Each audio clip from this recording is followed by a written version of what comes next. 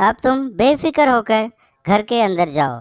अब वो दुष्ट जादूगरनी तुम्हारा कुछ नहीं बिगाड़ पाएगी।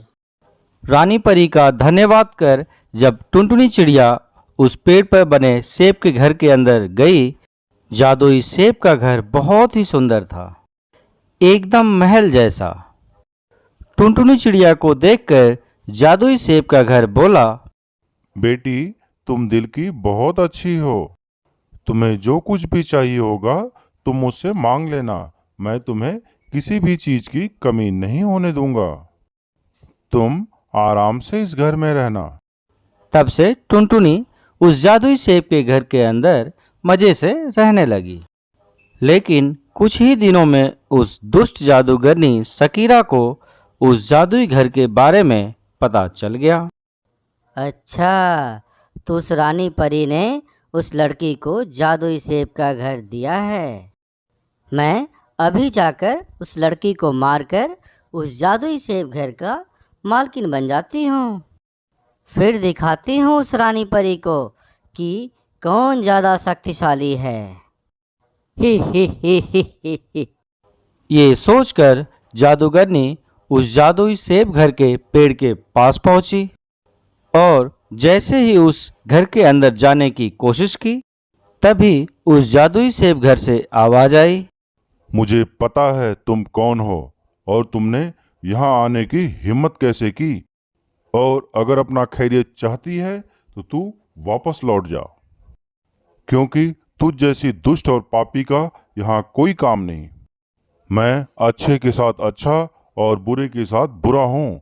अभी भी वक्त है, तू वापस लौट जा। ही। तू मुझे धमकी दे रहा है? लगता है तुझे अपनी शक्तियों पर कुछ ज़्यादा ही घमंड है। रुक जा, मैं तेरा घमंड अभी चकनाचूर कर देती हूँ। ये कहते हुए शकीरा ने जादुई सेब घर पर हमला करने के लिए जादुई छड़ी निकाली और घुमाया। तभी जादुई सेब का घर अपनी शक्तियों से उसके ऊपर आग के गोले बरसाने लगा, जिससे जादूगरनी की जादुई छड़ी जलकर राख हो गई। उसके बाद जादुई सेब घर ने उस दुष्ट जादूगरनी को उसी पेड़ के नीचे ही जिंदा दफन कर दिया। इस तरह उस दुष्ट जादूगरनी का अंत हो गया और टुनटुनी चिड़िया उसके बाद उस जादुई सेब घर में अपनी जिंदगी हंसी खुशी बिताने लगी। हेलो दोस्तों, ये वीडियो पूरा देखना और वीडियो कैसा लगा हमें कमेंट करके ज़रूर बताना। और हाँ, चैनल को भी सब्सक्राइब कर लेना। एक सुंदरवन नामक जंगल था जहाँ पर दो जुड़वा बहनें रहा करती थीं, टूनी और टुनटुनी। दोनों बहनों में टूनी काफ़ी गोरी थी, लेकिन टुनटुनी थोड़ी सांवली थी।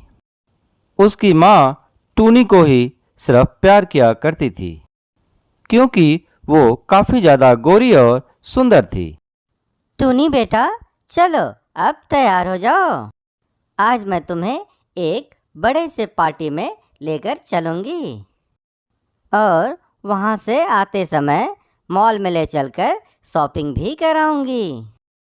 माँ, मुझे भी आपके साथ चलना है, क्योंकि मुझे भी शॉपिंग करनी है। मेरे पास सिर्फ 2 ही जोड़ी कपड़े हैं, पर टूनी के पास तो 50 से भी ज़्यादा कपड़े हैं। नहीं, मैं तुम्हें वहाँ अपने साथ नहीं ले जा सकती। वहाँ पार्टी में सब तुम्हें मेरे साथ देखकर मेरा बहुत मजाक उड़ाएंगे। चलो टूनी, जल्दी से चलो, वरना हम लेट हो जाएंगे। टुनटुनी को अपनी माँ की बातों का बहुत ज़्यादा बुरा लगता है। उसकी माँ और बहन वहाँ से चली जाती हैं। टुनटुनी घर से जब भी बाहर जाती थी, वहाँ पर लोग उसका मजाक उड़ाते थे। ये देखो दोस्तों, यहाँ फिर से काली कलूटी टुनटुनी आ गई।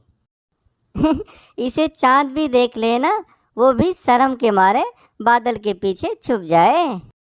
हाँ हाँ, सही कहा तूने। इससे तो कोई शादी भी नहीं करेगा, क्योंकि ये बहुत ज़्यादा काली और बदसूरत है। अगर कोई इससे शादी करेगा तो वो भी इसी की तरह काला और बदसूरत होगा। पिंकी सबकी बातें सुनकर दुखी हो जाती है। उसी जंगल में बंटी नाम का एक कबूतर रहता था और वो टुनटुनी चिड़िया का बहुत ही अच्छा दोस्त था और वो टुनटुनी चिड़िया का कभी भी मजाक नहीं उड़ाता था। टुनटुनी बंटी कबूतर से बहुत ज़्यादा प्यार करती थी। अरे काफी दिन हो गए, अब मुझे बंटी को सब कुछ सच सच बता देना चाहिए कि मैं उससे कितना प्यार करती हूँ। मैं कल ही बंटी से मिलकर मैं उसको अपने दिल की बात बताऊंगी। अगले दिन जब टुनटुनी बंटी कबूतर से मिलती है तब वो बंटी से अपने प्यार का इजहार करती है और कहती है, बंटी, मैं तुमसे एक बात कहना चाहती हूँ। दरअसल मैं तुमसे प्यार करती हूँ। मुझे पता है कि तुम भी मुझसे प्यार करते हो। चलो हम दोनों शादी कर लेते हैं। नहीं टुनटुनी, मैं तुमसे प्यार नहीं करता। मैं तो सिर्फ तुम्हें एक अपना अच्छा दोस्त मानता हूँ। मैं तुमसे प्यार नहीं करता हूँ। क्या तुम मुझसे प्यार नहीं करते? बस इसलिए ना कि मैं काली हूँ। नहीं नहीं टुनटुनी, ऐसी बातें नहीं हैं। पर मेरा एक सपना है कि मैं एक बहुत ही खूबसूरत लड़की से शादी करूँगा जो कि बिल्कुल राजकुमारी जैसी होगी। बंटी कबूतर की ये बातें सुनकर टुनटुनी का दिल टूट जाता है और वो वहाँ से चली जाती है और वहीं जंगल में एक पेड़ के नीचे उदास होकर वो रोने लगती है। अब मैं क्या करूं? जिससे मैं बहुत ज़्यादा प्यार करती थी उसने भी आज मेरे प्यार को ठुकरा दिया है। मैंने बंटी को हमेशा खुद से ज़्यादा प्यार किया है।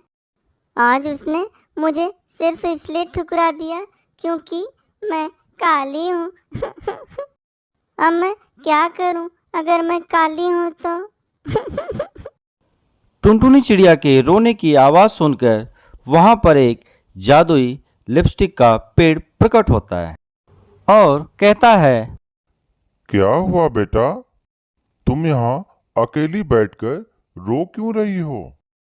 अब मैं क्या बताऊं, हर कोई मुझे चिढ़ाता और ताने मारता रहता है। बस इसलिए क्योंकि मेरा रंग सांवला है। और तो और बंटी कबूतर ने भी मुझसे शादी करने के लिए मना कर दिया।